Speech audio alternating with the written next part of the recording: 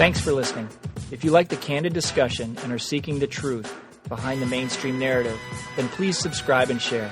Not only am I grateful, but those who seek the truth and wish to empower themselves and their family's health, freedoms, and future will also be grateful.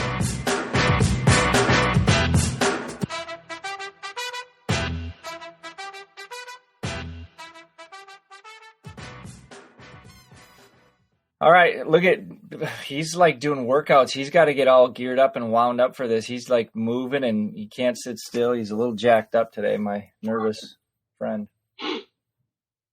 Hold on, let me fix my hair. Good morning, Dr. Frank. What do you call that? What do you call that cut? Quarantine cut. I like quarantine cut myself, but anyway, that's my language, so I coined that. If I had hair, I'd wear it like yours, but that's not that. I don't have the option. That's like the most ultimate compliment. I'd wear it like yours. Totally, I would. You got like poofy, good hair. Aw, poofy. I got a colic right there. See it? Yeah, it wants to stand up. That's your genetic makeup, man. That's your individualism. Yeah. Nobody else has that. I got stupid hair. That's what I think. When you're like, hey, that's great hair. I really need to be grateful for my hair. Yes, I have it. I'm 50 and I have hair. That's true. I should be very... Exactly. No. I said should. I am blessed. I am grateful. Yeah. So, Dr. Frank and I were looking at basically we continue to get these questions. So we want to simplify this. Number one, give you some huge value. Two, if someone else has this question, then certainly many people have this question. We don't look at this as one person has a question and then that's just it. It's like if you do, many do. So if you have a question, we would love your questions, first of all, because it gives us some information to talk about, because we only want to talk about what's pertinent and of value for you listeners. And this is, remember, designed for patients so they can, which is all of us, so we can work through a lot of the noise that we get in society. And there certainly is a lot of noise in today's day and age right now, specifically with all this COVID stuff.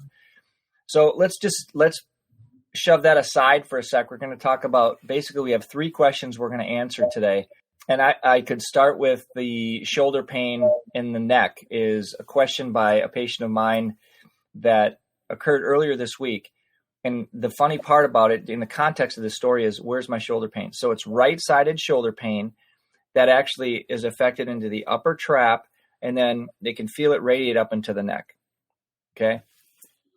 And so the context is, why do I have shoulder pain when I didn't have a shoulder injury? My question is, I have evaluated this person and I know the patient.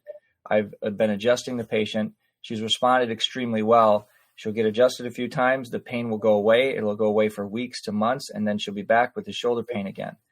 And as I go through this process with her, I also do other testing, which is looking at the other systems of the body to determine how well she's digesting carbs, proteins, and fats. So to answer her question, I looked at it structurally. There is definitely misalignment in her neck, specifically C5, 6, and 7. And she has a diet that involved some not so great fats and carbohydrates that was stressing her digestive system out. That would also create what's called involuntary muscle contracture. And she did have the positive reflexes for that.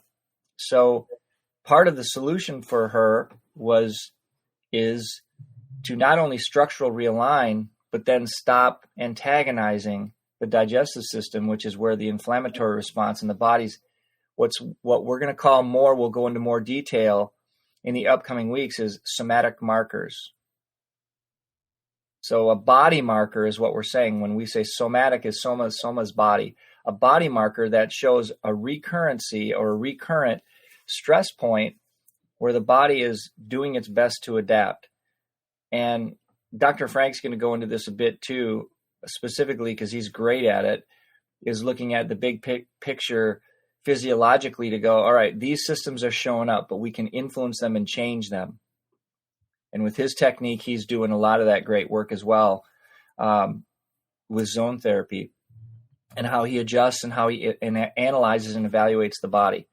So the answer to this question for this young lady was, So why does this keep coming back? Where did my shoulder start if I never injured it?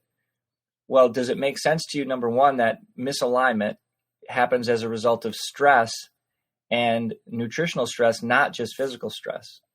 Do you get that a lot, Dr. Frank, too, where people get stuck? Like they get that, hey, if I, landed on my shoulder in a skiing accident or I tweaked it, I hurt my shoulder. But if I didn't tweak it, well, then why does it hurt?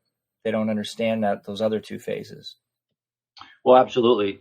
And not that you do this, but I'm saying we as practitioners, if we know right off the bat, just based on the patient's history and based on what we know about them, that it is primarily, let's just say primarily a nutritional deficit or a nutritional stress or a diet stress, something's related to the foods that this person is ingesting. And we know that that's what's really stressing the system, manifesting into shoulder pain. But yet we don't address, hey, this shoulder thing on the upper right side into the neck and make it a little bit physical for them. Sometimes there's a disconnect, right? So it's big picture.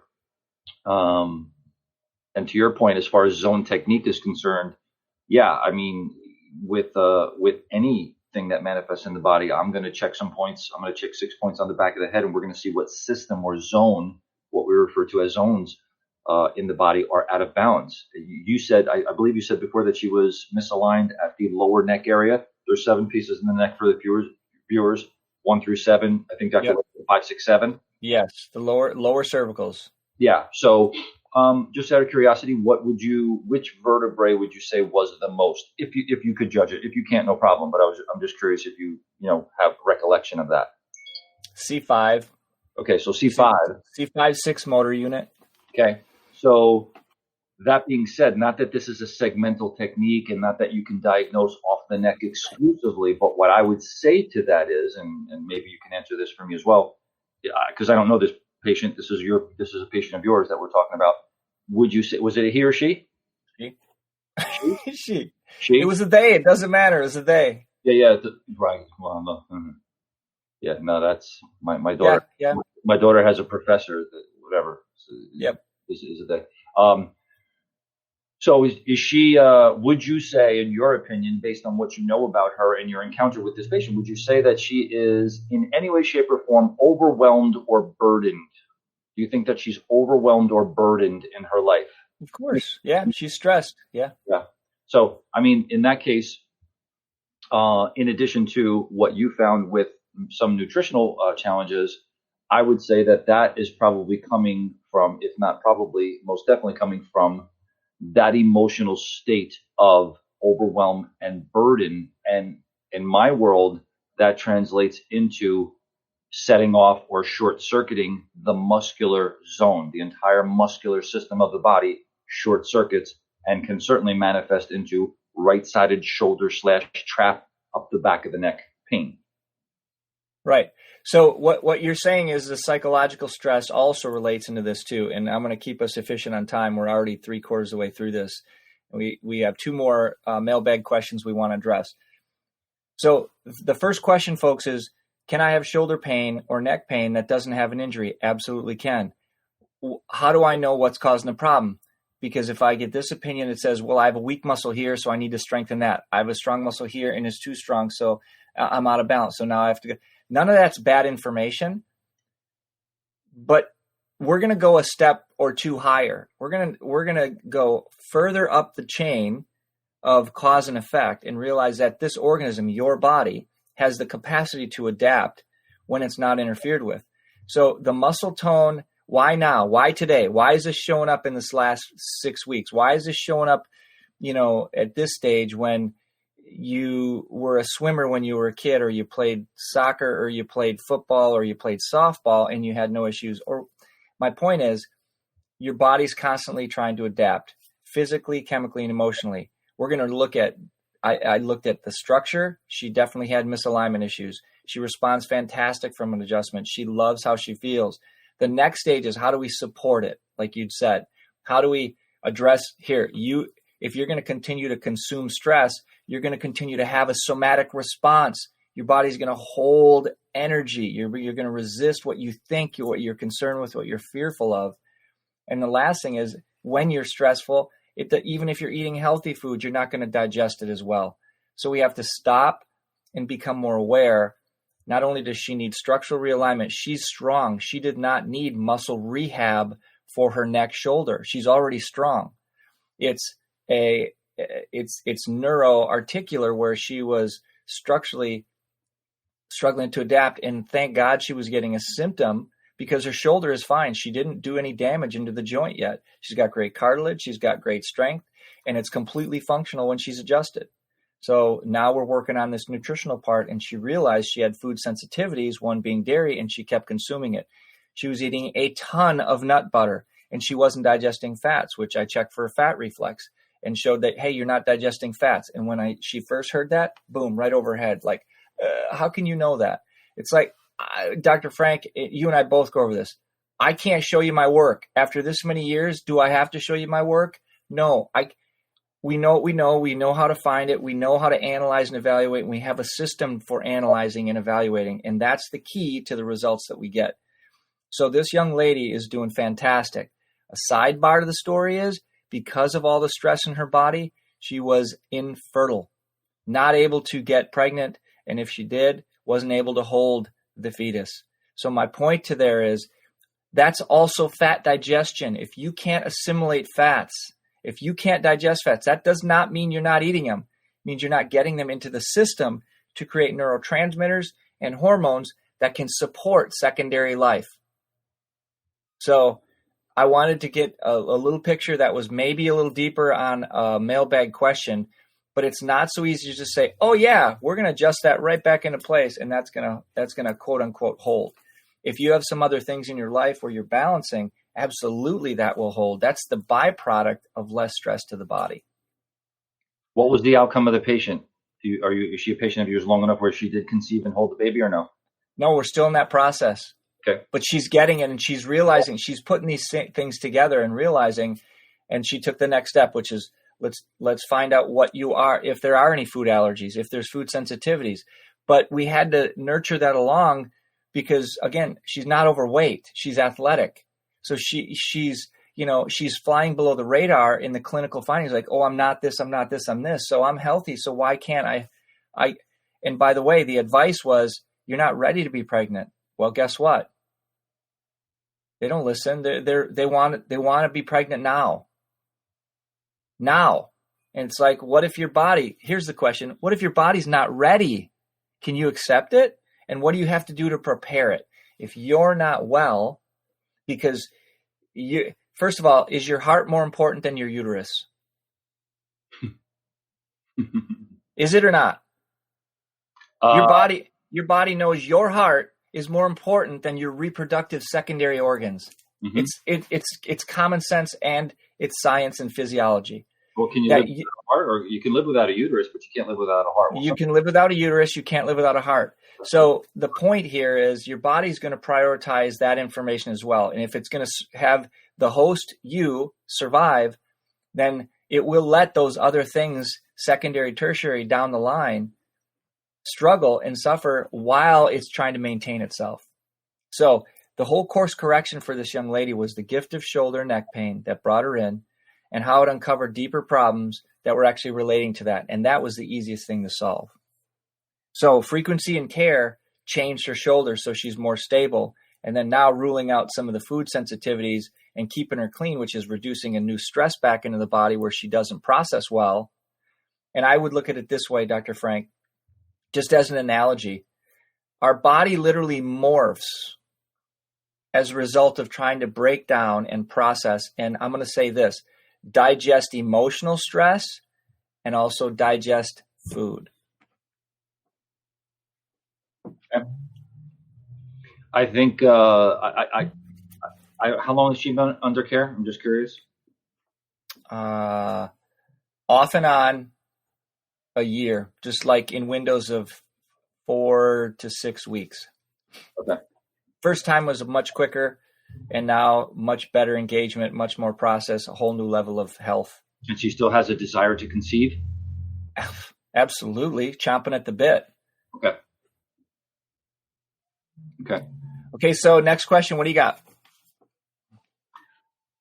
Quick hit on what I just want, and I know we're pressed for time, but I just want to say one quick thing. So you were talking about with the shoulder, with the muscle, with the being a muscular problem. Does she need to go stretch out the muscle or treat the muscle, or there's a question that usually comes up with things like this, and or even a lower back problem or a neck problem.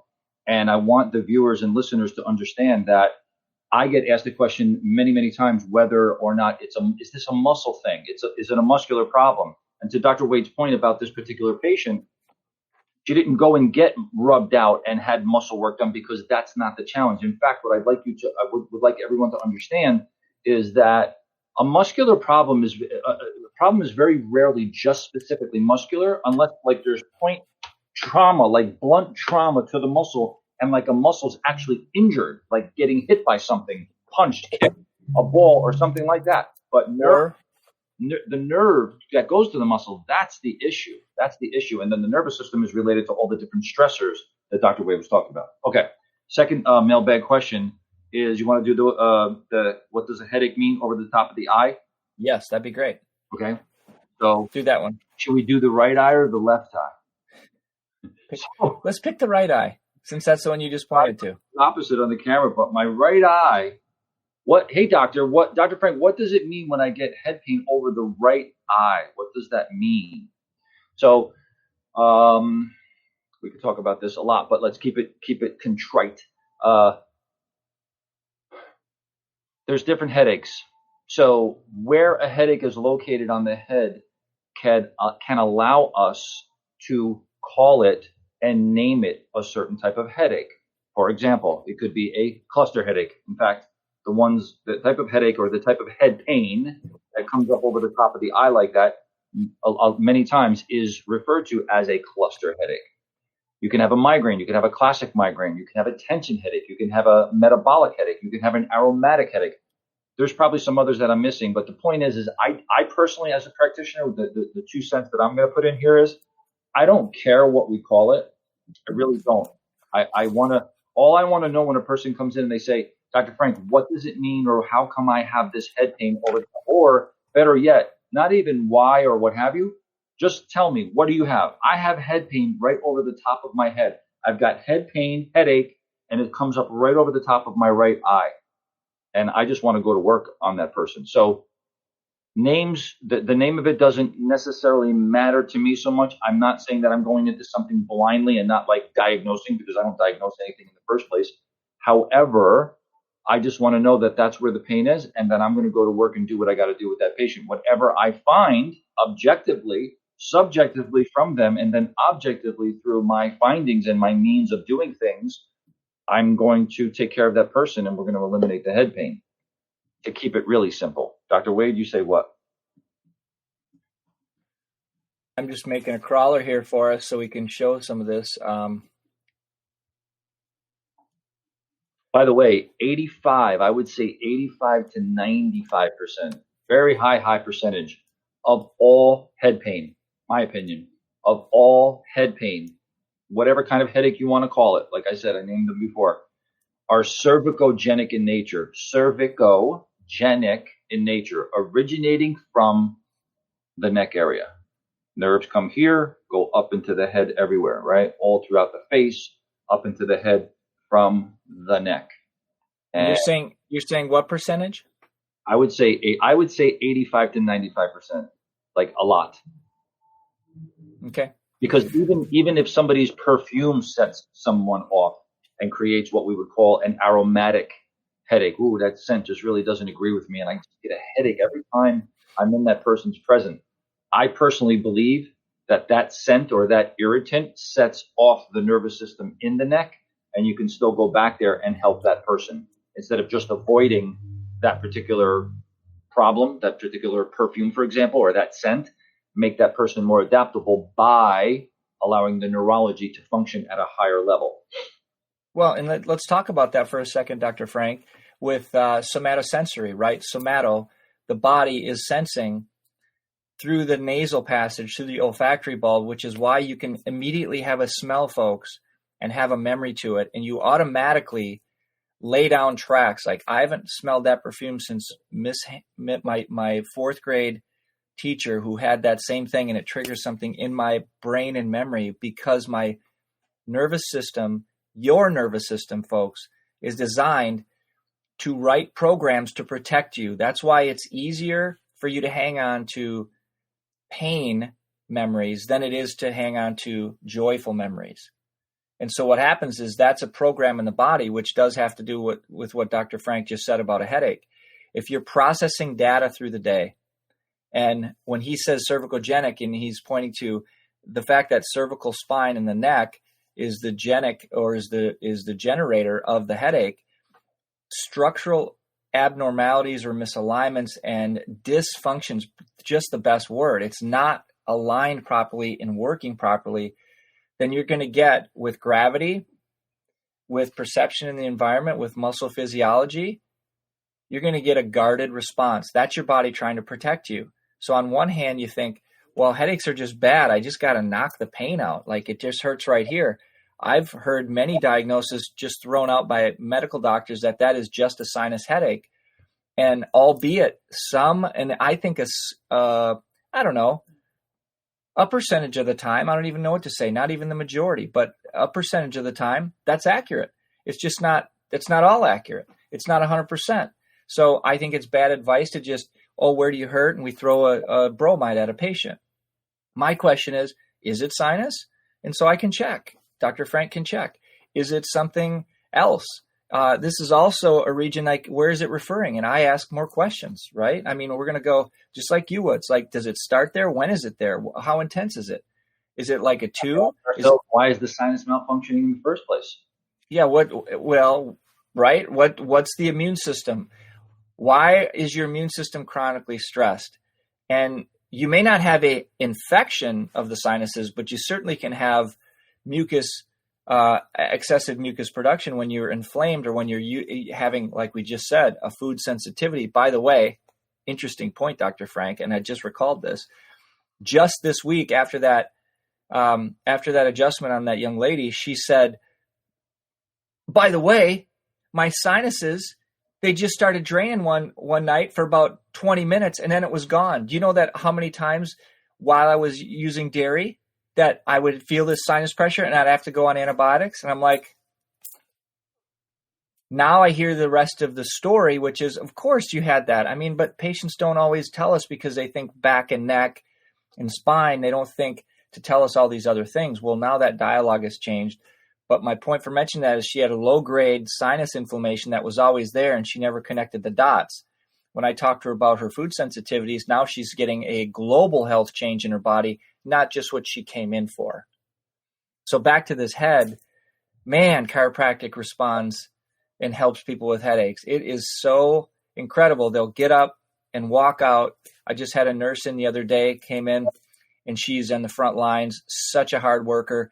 And she just puts off her chiropractic adjustments for a while because she's just like, oh, well, I'm too busy. And you know what, whatever. She finds ways to get her family checked, but she comes last. Sound familiar about moms? Oh, yeah. And then she's getting adjusted, and she's got actually a left shoulder problem, and it's been chronic. And there is some shoulder glenohumeral damage right in the socket. And so she's not sure what she's going to do yet, but she can still function about 85%. It's sore at times when she wants to work out, and she just all jacked up. So she gets adjusted. She stands up after that, and I'm adjusting her husband, and she comes back and she goes, man, I feel like $1 million. I'm just like, it's so silly. It's so silly how we forget, and we just don't, we're looking for, if I have pain, I want it gone. But what about the rest of her that was missing out because she was so drained in energy? She just like boom, boom, boom. And now she can go back to work. And when I say her energy was back, she was seeing better. She didn't realize she was in a fog. It was all these things that just started coming up, and like, she didn't even know how to language some of that stuff because she was that frog slow boil kind of thing, right? Dr. Wade, do you think that part of our job, part of our role is to have people come to the realization? Well, let me ask this, instead of saying come to the realization, do you feel as a practitioner, as a person, as a human being, as a doctor, as a physician, as a chiropractor, that we are a mind, body, and spirit. Does that resonate with you? 100%. Okay. So I think that's one of the things that we do on a daily basis is we just remind people of that, because we are those components. We are mind, body, spirit. We are mind, body, soul. We have a metaphysical self. We have a soul self. And then what we can do is we can approach those aspects of the body and those aspects of life for that particular individual, and see where the shortcomings are, or see where the interferences are, or see where the damage is coming from, and not, let's say, patch those holes up, but put that body, put that person, put that human being, put that mind, body, spirit, mind, body, soul unit into an atmosphere, an environment of healing.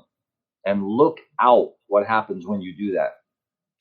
Well, I love it. I love how you language that. One thing I'll maybe add to that, I don't feel like I'm adding, but maybe just clarifying. When you say put it into an environment, sometimes, like as a patient, I could hear like, well, I don't have that. I can't separate myself from my environment. Correct. Absolutely correct. This is not about having to completely change your environment. You can still heal. What Dr. Frank's implying is when you are aligned, you're balanced, and you become aware of where your stresses are coming from, whether it's foods, whether it's your spouse's stress, whether it's watching too much news. And now you become aware of that with a body that's functioning more wholly without all the interference. So it's like taking the nurse I just said, or actually both were nurses, by the way, the shoulder case too, is if they're at like 67% function, like the body working efficiently and balanced, and we raise that by getting them aligned and getting their nutrition, their emotional state in some balance, and they're closer to 97%. How do you think that you're going to roll with the punches of life? That's what Dr. Frank is saying. He's saying when you give this body a chance to have wholeness, it's kind of I don't mean to overuse that word, but literally it's functioning as a dynamic organism that's more whole and connected and communicative. It becomes more responsive to everything in your environment. I like the word balance. So in other words, the body is either in balance or it's out of balance, to put it really simply. And I would say that I think it's logical for most people to latch on to the idea that a balanced body is always going to outperform an unbalanced body. Your body's going to heal when it's in a balanced state as opposed to an unbalanced state. That's pretty simple. Yeah, that's great. I love that. That's really nicely put. All right, so I think we're pressed on time here. I got my timer on. I don't know where you're at, but you want to hit that third one? I don't know if we should, actually. The third one, I mean, these were good. We got two. To add to get into another one and not do it justice wouldn't be fair. Okay. We're going to get to that third question next time. Frank, I actually have a foot case I could share real quick. Go ahead. Just a quick story. So yesterday, yeah, exactly. So yesterday I had a foot case come in, and it was a family member. No injury, just gradual. Went to the podiatrist, put her in, took pictures, no fracture, nothing misaligned according to podiatrist. Okay, not accurate, but that's what they said. Mm-hmm. And there's no fracture, and so no injury. So here's a rigid orthotic for your foot. Not cast, not put in neutral, not put in balance and then cast. Just here's your rigid orthotic for an arch support. Now I know listeners, 100% of you who have ever been to a podiatrist have heard this and you're familiar with it. And it makes sense to have an orthotic, but what doesn't make sense is to not align what's called the ankle mortise, the talus, into a neutral position, which is a healthy alignment, and then cast a custom orthotic to the foot to support it. Okay, and have it be flexible so the body can still move. So here's what happened per the patient. I'm asking. I'm just listening. What happened? When did it start? Why are you wearing a boot? How long you been wearing the boot? When did this start? I mean, like, why am I just hearing about this now? It's been going on. I haven't been able to get here. It lives an hour and a half from us, blah, blah, blah. And knowing the stress that she's on her feet all day, but not wearing a bad shoe. Case in point, she puts the orthotic in and proceeds to tell me the foot got worse. My knee felt a little better for about 3 days. Then my foot got worse, and then the knee pain was back. Bing! Okay, so fast forward. Hadn't been adjusted. Adjusted. Guess what foot? The opposite foot. The opposite foot was not moving. The opposite foot, the healthy foot, the one that wasn't symptomatic, the one that wasn't hurting. Just from that, already had reduced the pain on the bottom of the foot on the actual painful foot. Adjusted the pelvis. Pelvis was super sore into the glute. Her pelvis was so shifted and twisted. There's no way she was tracking right on her lower extremities. Dr. Frank, this is old news to you. This is just like, yeah, of course. You know everything that's going on here. Yep. But the funny thing is, we adjusted her. I said, all the way up. She had, again, contralateral, so opposite side neck tension. What does that mean, folks? It means when your body's favoring, it compensates. So her body was doing its darndest to try to survive and compensate, and it was struggling to do so. The symptomatic complex with her foot means she wasn't healing. So there are more questions, but this is how quickly she responded. No shoe, no boot, go walk around for 10 minutes. Checked her again in 25 minutes. She held about 80% of her adjustment. The foot was about 75% better. She only had a shoe and a boot, so she had to walk out with that. But she walked barefoot on her feet with almost a normal gait. Not a great gait, but almost a normal gait. Because, yes, there's still inflammation in there. And then we recommended some enzymes to start because she's on the fast track. And I'll follow up with her today, and I can keep you guys posted. But the bottom line is, that's how silly it is, folks. It when the body's not healing or functioning. Dr. Frank, jump in, man. 75 to 85% improvement in one session. How about that? You chiropractors are quacky, though. That I don't know about that. I don't know. I don't know if I don't know. Yeah. The funny thing is, the patient tells a story. The patient knows. I mean, and not only she's going to have clarity between her ears because that was affected, her digestion, her lack of drainage, her whole lower extremities on her reflexes, like her trauma reflex, which is protease, way off. Inflamed from a lack of amylase, not digesting carbs. And guess what? What do you think she eats all the time? There you go. So what are you going to create in the body? Folks, inflammation. You're going to increase insulin resistance, which means it's going to be less effective. And your body will keep firing off inflammatory responses, which leads towards her having a greater risk for sickness because that's part of the immunosuppression. Can you get all that? All right. Yeah, DeLolo's phone's ringing off the hook. I am going to hop. Okay. Peace. Great day. Good work. You got it. Thanks, buddy. Ciao. So I'm going to wrap this up for us. This was fun doing the mailbag today. I just want to make sure that if anyone has any questions, please do not hesitate. PM me. Ask us on Frankly Speaking, Dr. Wade. Ask Dr. DeLolo if you want, at Dr. DeLolo on his Facebook page, and bring your questions. We'd love to answer them. This is about you. This is about helping you solve problems. This is about helping you find help in your area. So thanks for listening today. We appreciate you all greatly. Please share, like us, and subscribe, and we'll see you next time. Okay, my fellow health warriors, it's time to head over to iTunes, franklyspeakingdrwade.com. There, you can rate, review, and subscribe, as well as share, so more of our brothers and sisters can grow to realize their voice and their health freedom.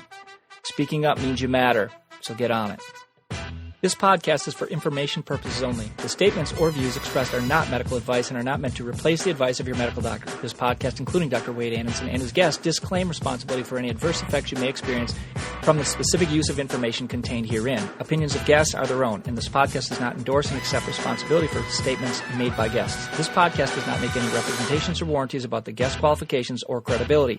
This podcast may contain paid endorsements and advertisements for such services or products. Individuals on this podcast may have direct or indirect financial interest in products or services referred to herein. If you think you have a medical condition, consult your licensed physician.